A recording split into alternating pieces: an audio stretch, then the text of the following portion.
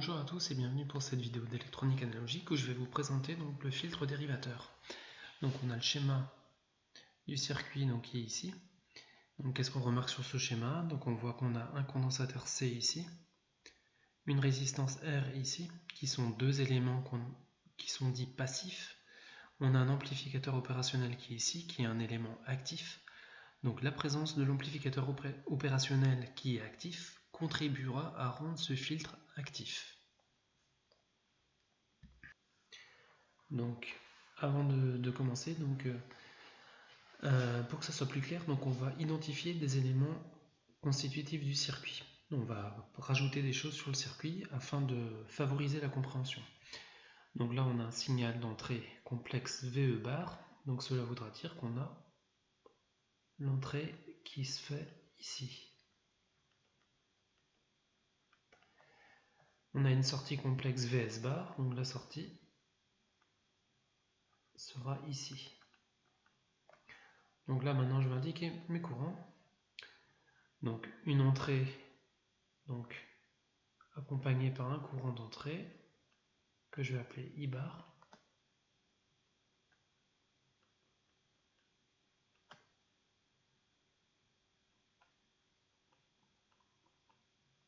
Voilà. Donc ici, on a le courant d'entrée I bar. Il arrive ici, un autre courant, donc il va se répartir en deux. Donc là, je vais indiquer le nœud de courant, donc qui est ici, le nœud de courant que je vais appeler M.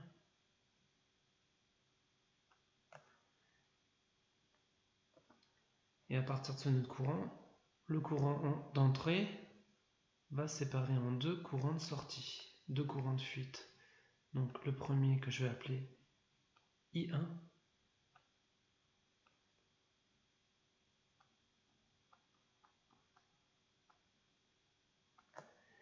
et le deuxième qui arrive à l'entrée de mon ampli up que je vais appeler I-.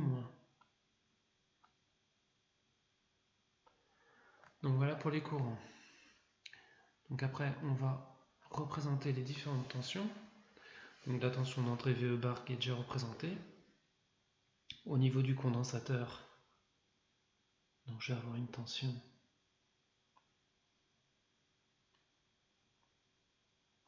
VC bar, tension en bande du condensateur. Ma tension de sortie, donc VS bar, je rajoute juste une petite flèche. La tension de borne de ma résistance, donc ça sera VR bar. Et la tension de borne de mon ampli up, que je vais appeler epsilon bar. Voilà. Donc là par contre j'ai formulé une hypothèse, donc je vais la marquer ici. Hypothèse.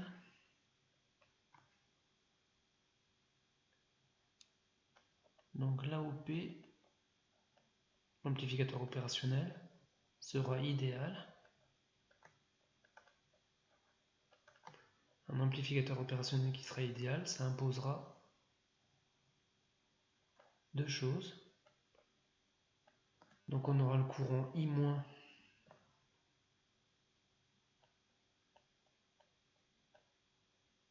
qui sera nul. Et on aura la différence de potentiel epsilon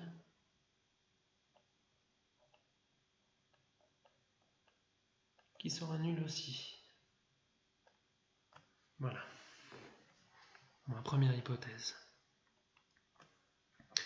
Donc là ce qu'on va faire, on va déjà faire la loi des nœuds.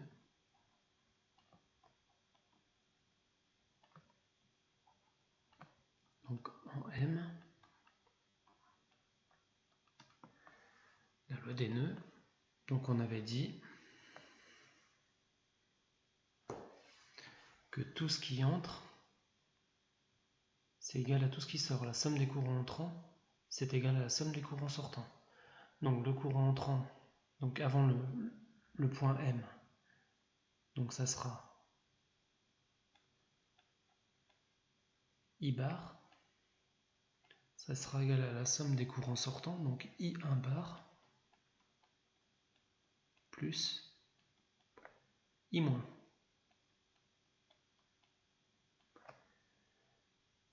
Mais on avait dit précédemment que l'AOPI idéal, donc I-, donc c'était marqué ici, premier critère, I- égale 0. Donc I- égale 0, donc ça c'est équivalent à I égale I1.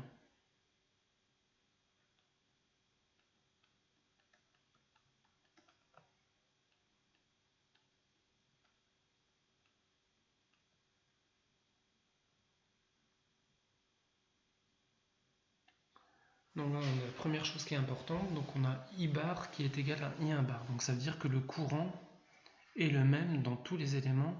Tous les éléments sont traversés par le même courant, donc I bar. Donc dans la deuxième partie, donc là je vais utiliser donc la loi des tensions, donc la loi des mailles. Donc la loi des mailles, donc je vais faire la loi des mailles pour cette maille-ci. Donc avec la tension Vs bar, la tension Vr bar et la tension epsilon bar. Donc la loi des mailles.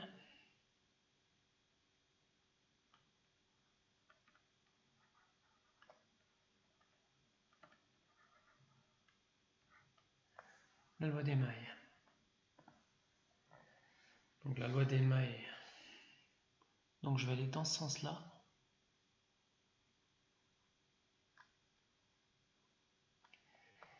Et donc là, je vois que Vs, Vr et epsilon, ils ont tous le même sens. Donc là, je vais juste les additionner. Donc j'aurai Vs bar plus Vr bar plus epsilon égale 0. Mon amplificateur opérationnel est idéal.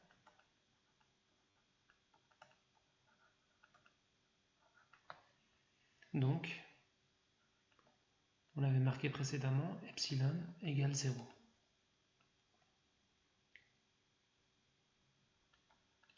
Donc j'aurai Vs plus Vr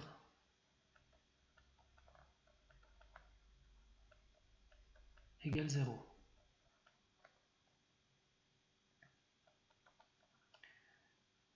Soit Vs égale 0 moins Vr, donc Vs égale moins Vr.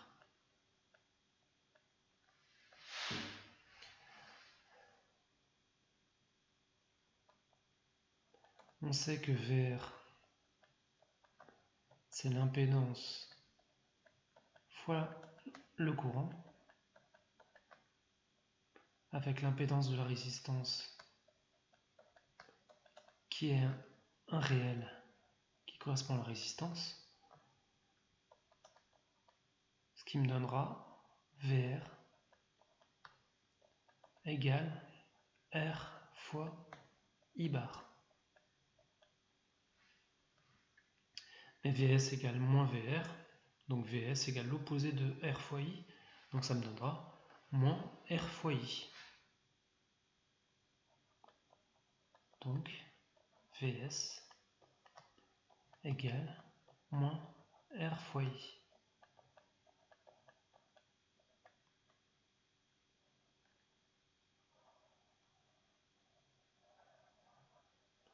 Voilà pour cette loi des mailles. Donc après ce que je vais faire, donc j'ai fait la loi des mailles donc ici, dans cette partie-là. Donc je vais faire la même chose, je vais faire la loi des mailles, mais cette fois-ci dans cette partie-là. Donc là, il faudra faire attention parce que les tensions, cette fois-ci, elles ne sont pas toutes dans le même sens. Donc je vais faire la loi des mailles donc ici. Donc là, la loi des mailles.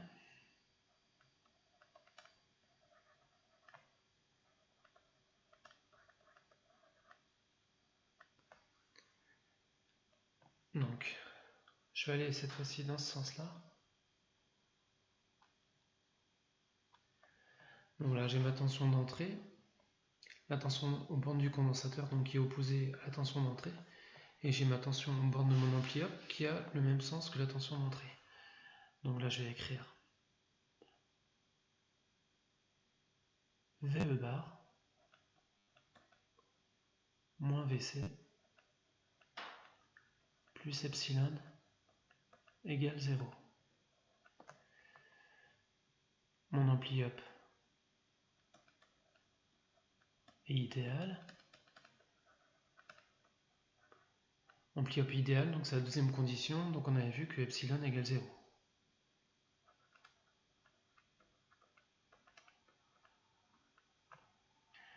Donc epsilon, il part, donc il me reste VE moins VC égale 0.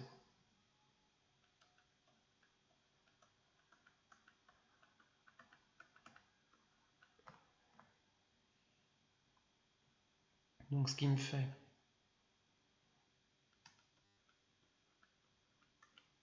VE égale le moins VC qui passe de l'autre côté, donc VE égale VC.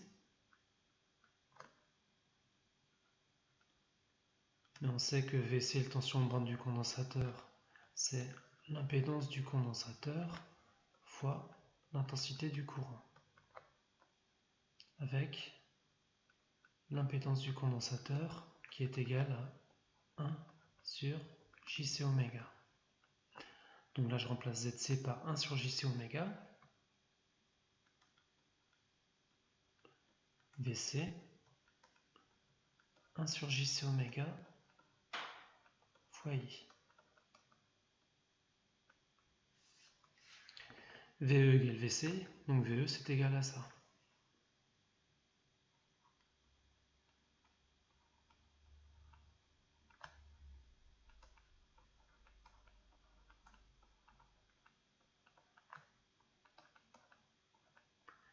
Donc là, j'ai exprimé ma tension d'entrée.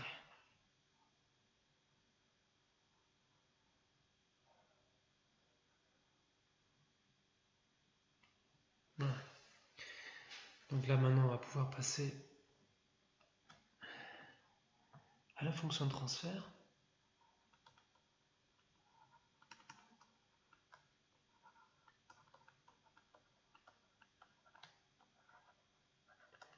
La fonction de transfert. Donc la fonction de transfert, c'est qu'on appelle le symbole donc T bar, c'est le signal de sortie VS bar sur le signal d'entrée VE bar. Donc si je remplace VS bar donc par la première loi d'émail moins R fois I, moins R fois I, divisé par ma tension d'entrée précédemment, deuxième loi d'émail, donc 1 sur JC oméga fois I.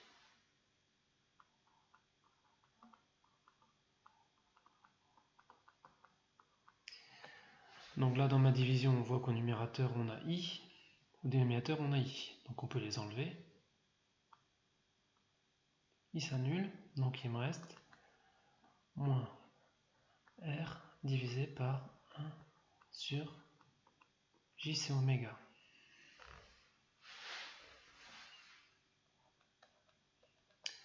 Une division suivie d'une division, ça revient à une multiplication. Pardon. Donc là, on fait moins R fois JC oméga. On peut écrire sous la forme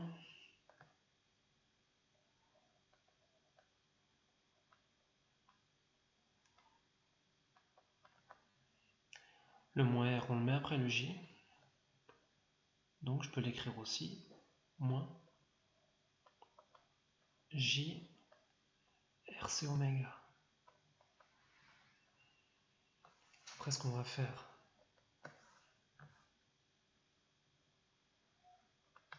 oppose oméga 0 égale 1 sur RC.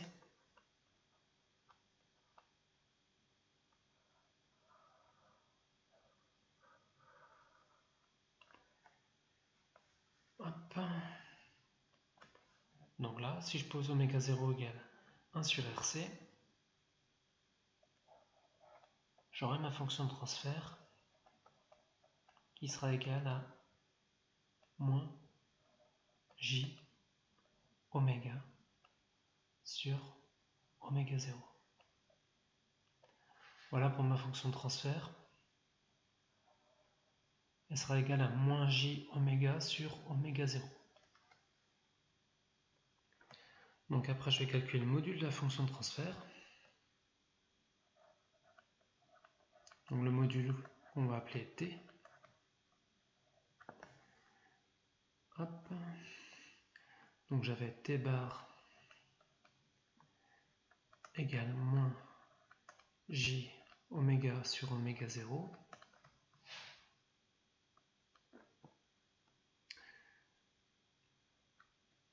T, ça correspond au module de T bar. Donc au module de moins J oméga sur oméga 0.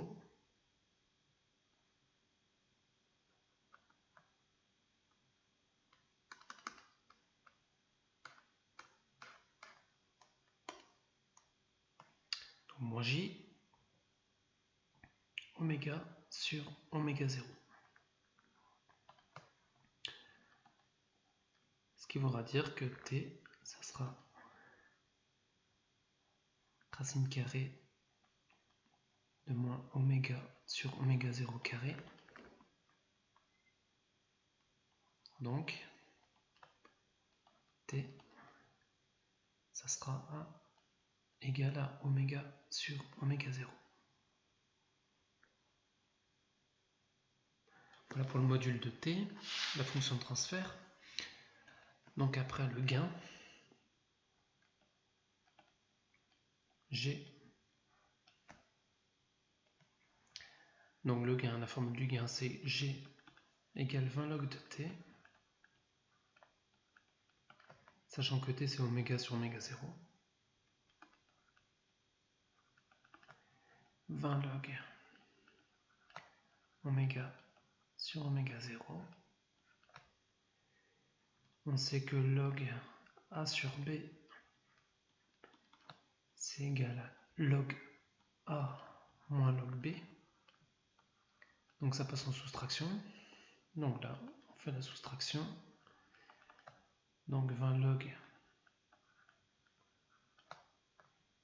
A ici c'est oméga, donc 20 log de oméga moins le B c'est oméga 0.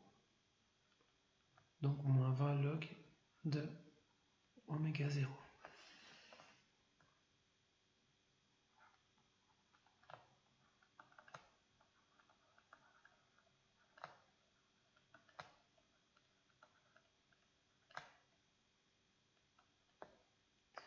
Voilà pour le gain.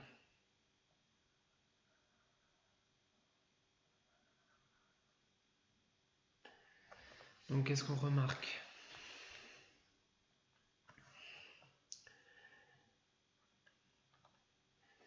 Si oméga tend vers oméga 0, le gain oméga tend vers oméga 0, donc 20 log de oméga tend vers 20 log de oméga 0, donc ça s'annule, donc il me reste le gain tend vers 0. Si oméga tend vers plus infini, le log de oméga tendra vers l'infini, donc mon gain tendra vers plus l'infini. Donc si on représente l'allure du gain,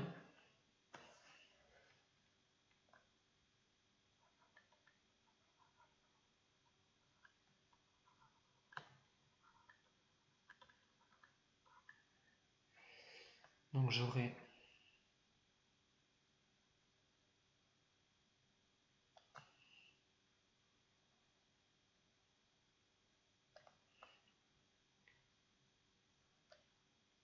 le gain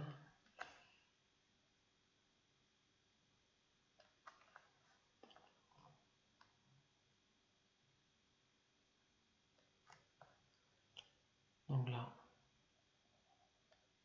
ma pulsation oméga 0, mon gain nul ici.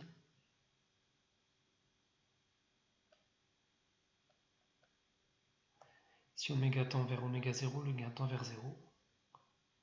Oméga égale oméga 0, le gain tend vers 0.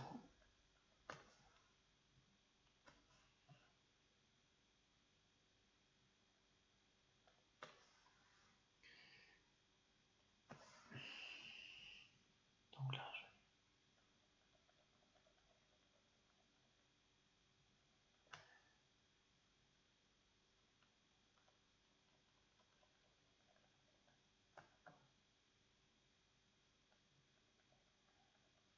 donc l'allure du gain ressemblera à ça.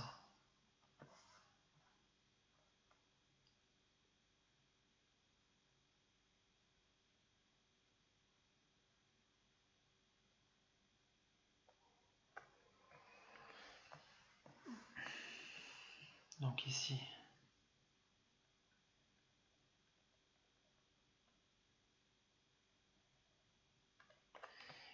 donc on aura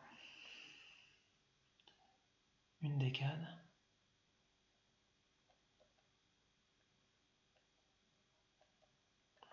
Là, il y aura une variation de 20 dB.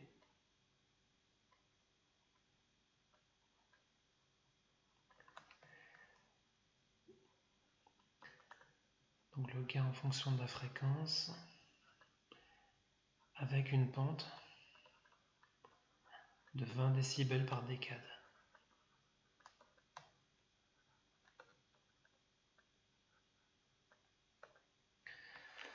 Voilà, donc j'espère que cette vidéo va vous servir un petit peu. J'ai essayé d'être le plus concis possible. Et puis je vous dis à bientôt pour une prochaine vidéo de physique ou de maths. Allez, à bientôt, ciao!